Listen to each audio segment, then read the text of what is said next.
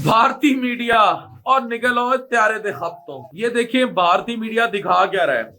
भारतीय मीडिया ये कह रहा है कि अफगानिस्तान ने जेट शॉट डाउन कर दिया पाकिस्तान का। ओ गुलेल नाल शॉट डाउन कर देता, किसे नाल शॉट डाउन किसे नाल कीता। ये इस खब्त से बाहर नहीं आएंगे।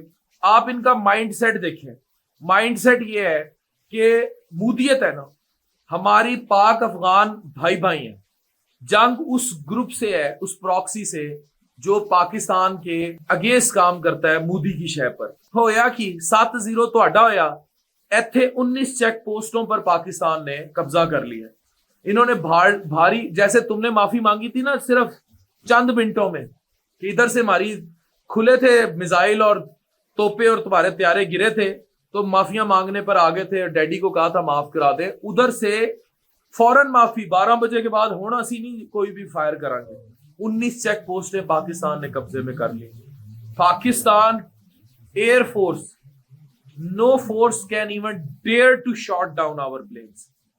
इतनी डिसिप्लिन फोर्स। पहले देखा करें आपका मुकाबला है किससे। डैडी को मारा है आपके, तो तुसी ਤੁਹਾਨੂੰ गुलेला नाल इन्होंने त्यारे गिराने सी। ये जो मर्जी आप फेकिज्म कर लें, इंडियन मीडिया ये बता दें, पाकिस्तान हमेशा जिंदाबाद।